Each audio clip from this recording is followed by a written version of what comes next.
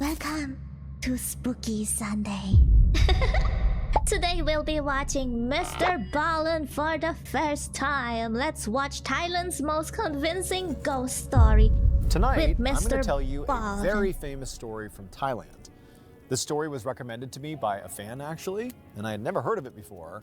But the second I started looking into this, I knew that I had to tell this one, and not just tell it, I had to tell it sitting in front of a campfire.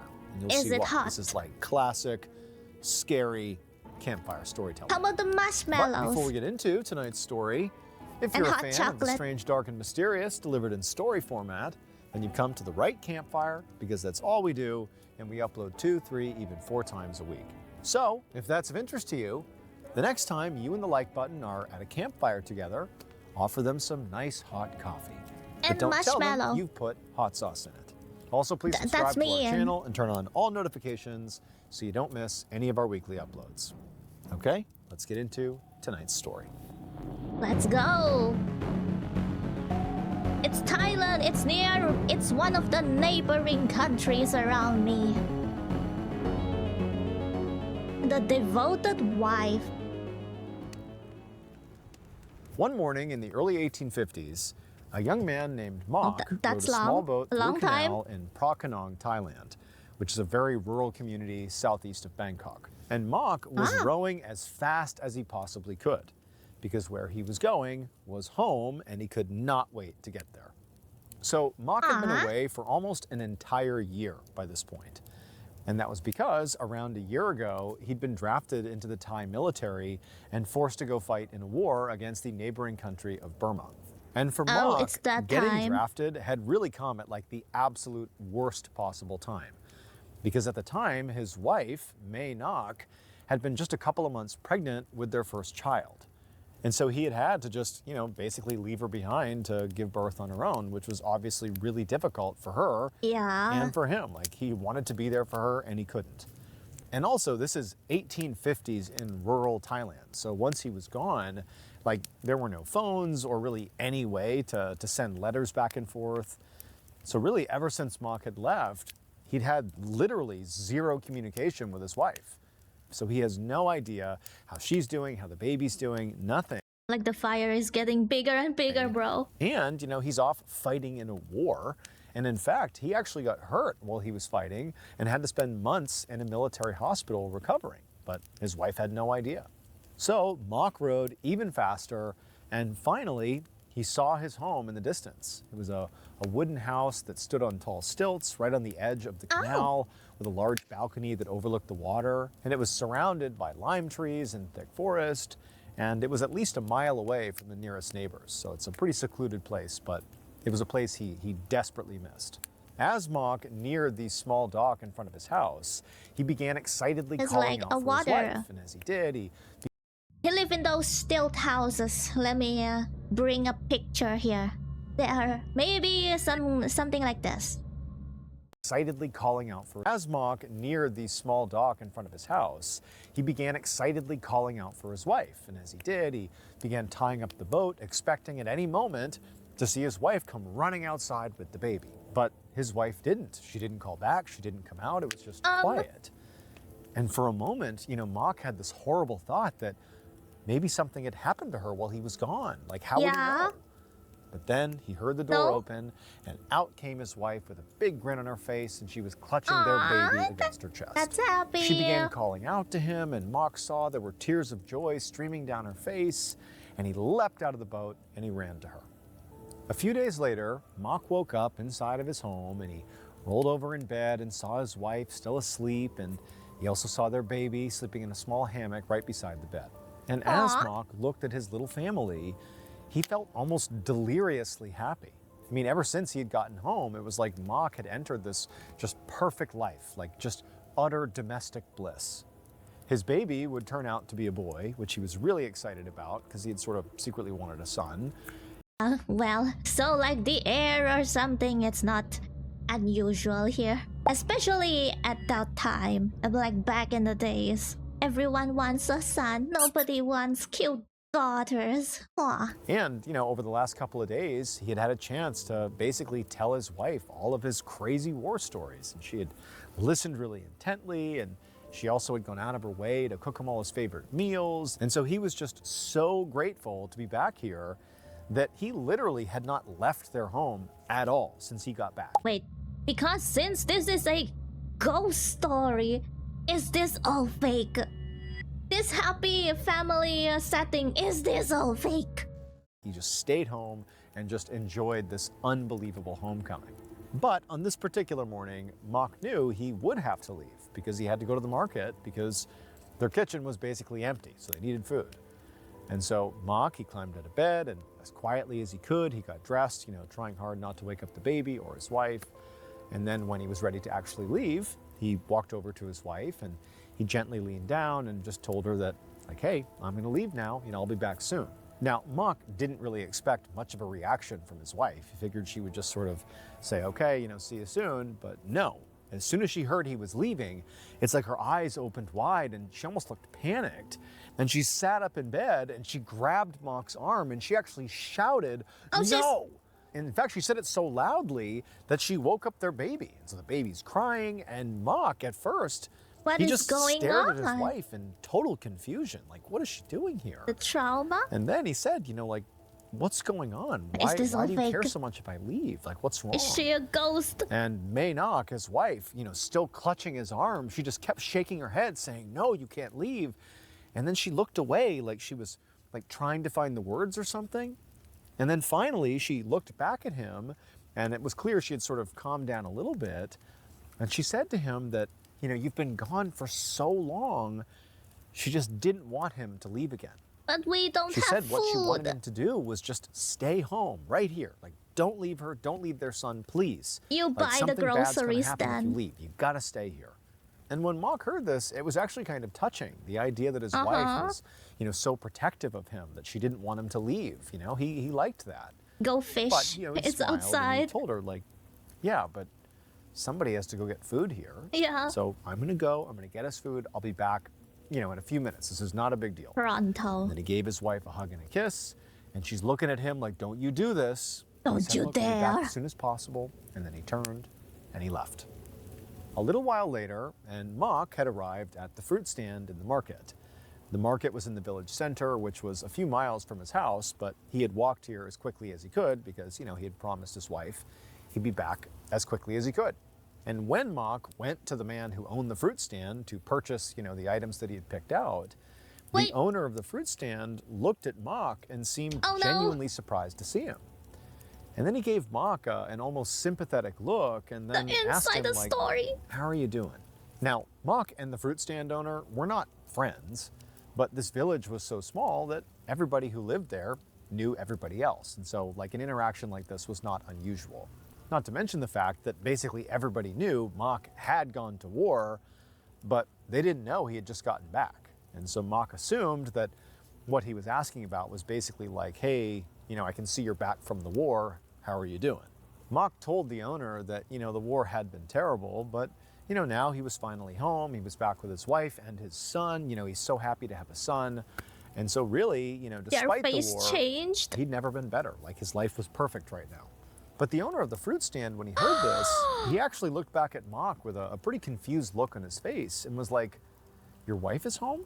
Oh, no! And Mock was like, yeah, of course. Like, where else would she be?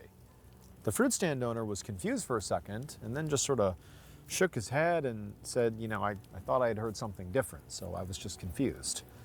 And then sort of awkwardly, the fruit stand owner changed the subject and just said, okay, what do you want to buy? Later that morning, Mock returned to his home, now carrying several bags of He did not snitch. food. And as he approached his home from a distance, he saw his wife out on the balcony feeding their baby. But from the looks of it, his wife was just sort of staring off into space. Mock called out to her, and it kind of snapped her back to reality, and she turned to him, and she broke into this huge smile. And then she got up, and she walked off the balcony into the house, and then when Mock got inside, she found her waiting for him in the kitchen. And for the most part, she looked really happy and relieved to see him back. He came back. Phew, thank goodness nothing happened to you while you were away for 20 minutes. Her panic was gone. She was happy to have him back. And Mock was happy to see her, but at the same time, He also couldn't stop thinking about that strange interaction he had had with the fruit stand owner, how he had been like, oh, your wife's home? Like it was a question as if he knew something that he wasn't saying. And the fruit stand owner thought he went crazy and delusional or something. You know, Mock was just thinking about it. And so as he put the food away, he told his wife, you know, what the guy had said and how odd it was. Oh, and no. Mock's wife, when she heard this, she got really angry.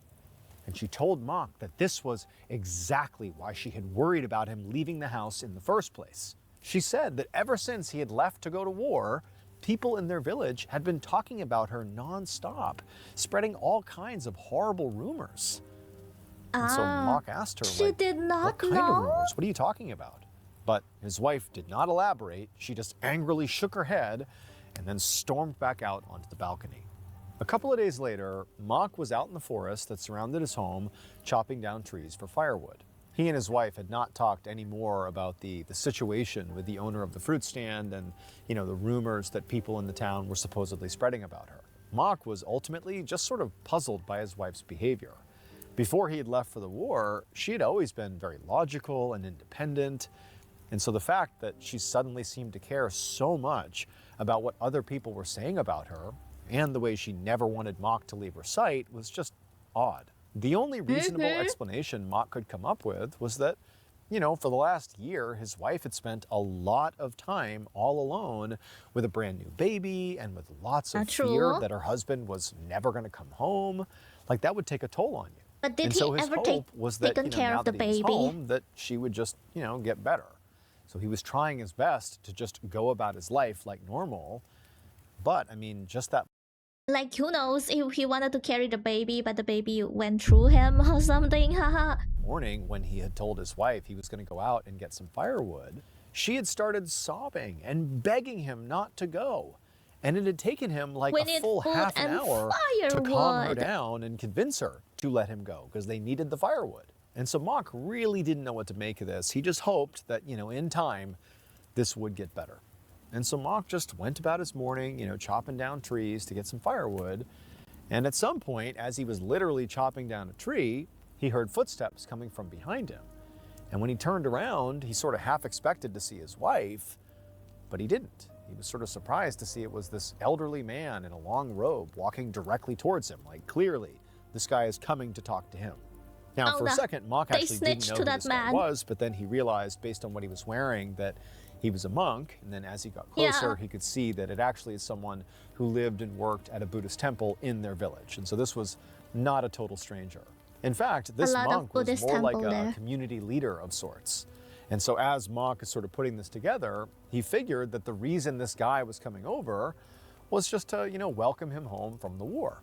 And so Mock lowered his axe and smiled and waved. But the monk didn't smile back.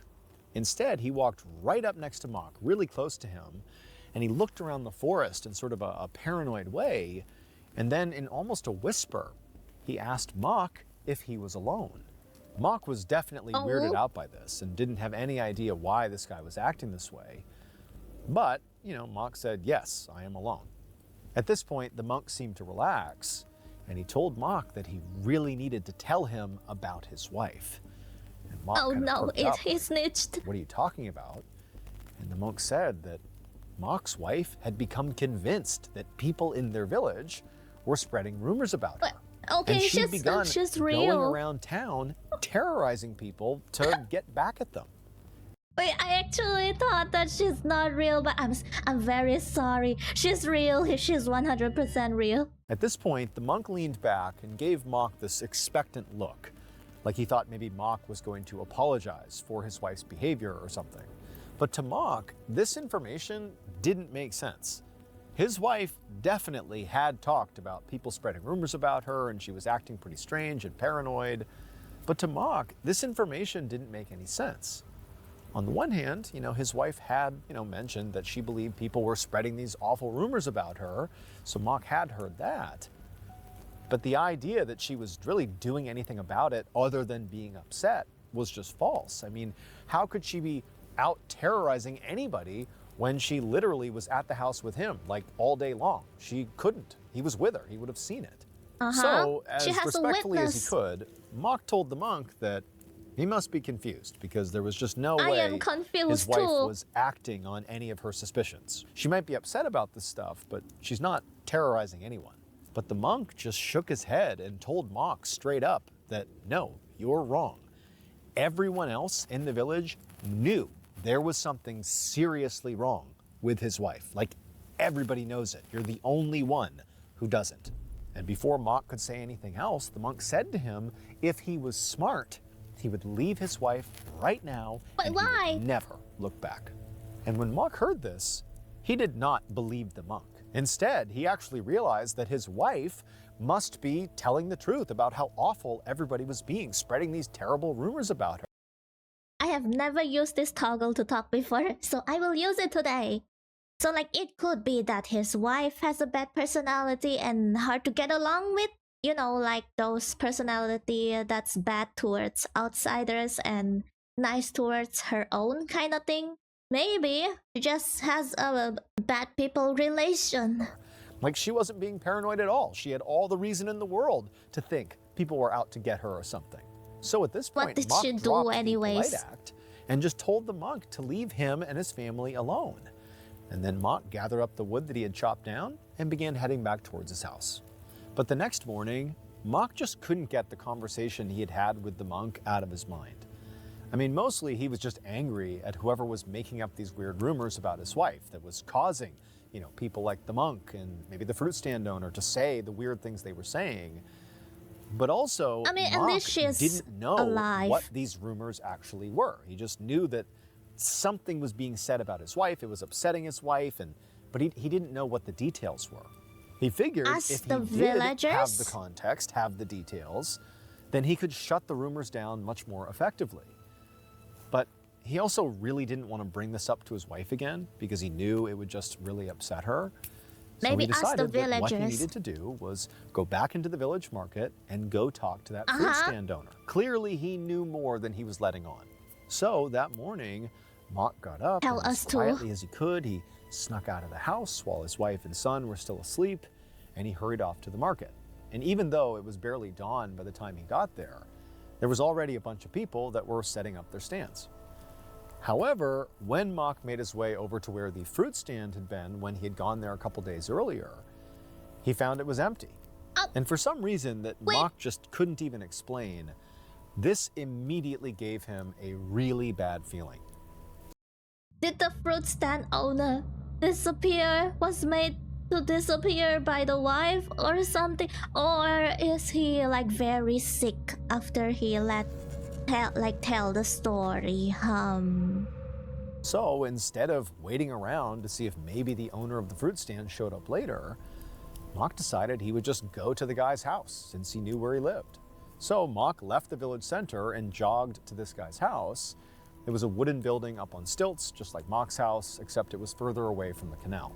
When Mock got there, he climbed up a ladder to the porch and then he knocked on the front door. But nobody answered. And so he knocked again, but still there was no answer. And then Mock pressed his ear to the door, but he heard nothing. It was like eerily silent. And at this point, Mock just could not shake this feeling that something was really wrong here, like with the fruit stand owner. With So everyone? he just reached What down and happened? tried the doorknob, and the door swung right open. But as soon as it did, Mock smelled something absolutely rancid inside of this home. And so at this point, Mock, he covered his nose with his hand and continued yelling for the fruit stand owner and began walking slowly into the home, looking around for the guy. But there was no movement inside of the home, and he's calling out over and over again. And then eventually he notices something on the ground, and he looks down and he sees it's the fruit stand owner. And he was just covered in blood and obviously dead. Mock sprinted out of the house, he climbed down the ladder and just began running away as fast as he could. The wife? And he knew that what he should be doing is going back to the village center to Like tell the someone about yandere what he had just wife. found. But Mock just couldn't bring himself to do it because he just had this gut feeling that even though he had no idea if his how about wife the was in monk? any way involved with Go this to the monk. death, he just felt like based on the rumors and the weird stuff with his wife, that everybody was gonna blame her. So instead of running towards the village center, Mock just began running towards his own house. And when he got close, he slowed down, sort of caught his breath, and He hoped that it was still early enough that his wife and son would still be asleep and he could just sort of sneak back in and, figure out what to do from there, but without alerting his wife and having to explain what was going on. However, just then he was close enough to his house that he could see the balcony that overlooked the water. And he looked up and he saw his wife was clearly awake. She was out on the balcony with the baby on her hip. However, she didn't seem to notice Mock approaching. And so Mock, he's just walking slowly towards the house, thinking, how he's going to explain where he's been to his wife. He figured she's probably upset with him. He didn't know. But he's watching her, and she, again, not aware of Mock, she reaches up and she grabs a lime off a nearby lime tree that was sort of dangling over the balcony. There's a lime tree. She grabs the fruit, and she pulls it off the tree, and she drops it. She fumbles the lime, and the lime falls on the balcony and actually goes and falls between one of the slats on the floorboards. And this balcony is up on stilts, like the whole house is. And so the balcony was 7 feet off the ground. And so when the lime fell through the floorboards, it actually fell 7 feet to the ground below. Oh, it's not like those stilt houses on above water. How do you call it? In the water? On the water? I don't think it's on the water. I mean, the house is on the water, but the stilts is underwater. Never mind. So it's just a house, a stilt house on the ground. And so Mock, he's watching this happen, and this is not like some meaningful event to him. He's just sort of on the ground. clocking that she's dropped this lime, and he's thinking she's gonna, grab a different lime, right? But no, he watched as his wife sort of almost robotically kneeled down and then put her arm into the slat that this lime had fallen through. Again, she still has not seen Mock yet. And he watched as her arm began to stretch away from her body and down her arm went. It stretched nearly 7 feet until her hand grabbed the lime on the ground, and then her arm was making these horrible crackling sounds as it retracted back up through the floorboards, and then she had her lime. And it was at she that really point want that specific lime, bro. that she turned and looked at Mock. Mock, at this point, was horrified, and he just turned and ran. And this time, he went directly to the center of the village, to the Buddhist temple, where that monk had come from, the one that had basically tried to warn him about his wife. And so Mock begins pounding on the door of this temple, begging the monks to let him inside and to hide him from his wife. And eventually the doors open, the monks immediately let him inside, and they do hide him. And for a little while, he's just beside himself, Mock. He can't even process what he just saw. He's really telling himself alive. that, that couldn't have happened. Her arm couldn't have stretched that far, but it looks so real. He couldn't reconcile what he had just experienced. And maybe it's just hallucination. Just kind of let Mock have his moment of just being totally upset. If you went to the doctor, they're gonna be like, oh no, it's just hallucination. The PTSD from the war. If it's the monk and the Buddha and those temples, of course, it's like, oh god, it's some sort of thing that possessed or became your wife, or your wife became that thing.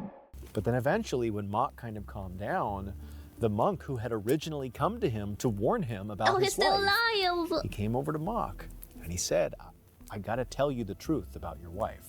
But they told Mock that in order to do that, Mock was going to have to agree to do something that was going to be incredibly painful. They would need him to allow them to exhume his beloved wife's long-dead corpse. It would turn out that what everyone in the village knew, but Mock did not know, was that his wife and son had both died during childbirth while he was away in the war. His wife's body had literally been in the ground for months. But apparently her... In the ground. This story is gonna be one of those stories. So the food, is it like a lot of worms or something? Like usually these kinds of stories, the thing you eat, like your normal food your wife cooked for you, it's all worms and rotten food and stuff. Ghost was still around and very attached to Mock and would not let anybody get between them. It was not until Mock did give the monks permission to exhume his wife's body that they could finally stop this haunting. And so the monks ultimately carved out a circular-shaped piece of her skull and performed a Buddhist ritual to trap her spirit inside the bone.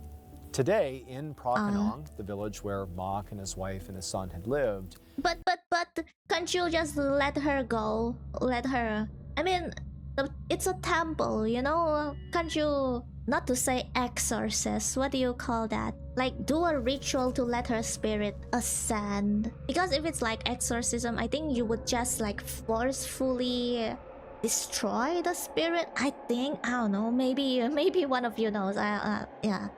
Like temples sometimes, during like some events, they will help pray for the spirits. We call it Chao Tu in Chinese. I went and checked and it's called Deliverance for Departed Soul. Like a spirit pacification ritual. It doesn't hurt the spirit, but that spirit itself needs to let go. This one, they just trapped it in there. But I guess because she really is so attached to this husband that they need to actually seal her soul inside the bone. That's kind of sad. Is now home How about to the a child? permanent shrine to Mak and his wife and his son had lived, is now home to a permanent shrine to Maynak. She's seen by some as a very dangerous and terrifying ghost, and by others as a symbol of love that is so powerful it transcends death. Yeah, but wait, how about did she even like unalive that fruit thank you owner, all so much for joining me tonight at the campfire. And if you enjoyed this, remember, we actually have a whole playlist of campfire episodes that are ready for you to binge right now. If you want to do that, tell me if you guys wanna binge more of these campfire stories of MrBallen, or do you have other specific videos you want me to watch of this guy? Because there's a lot of you from the wartime stories that recommend me to react to MrBallen. So yeah, give me some suggestions. Give me your favorite video of his. And I will see you tomorrow for Monday Files.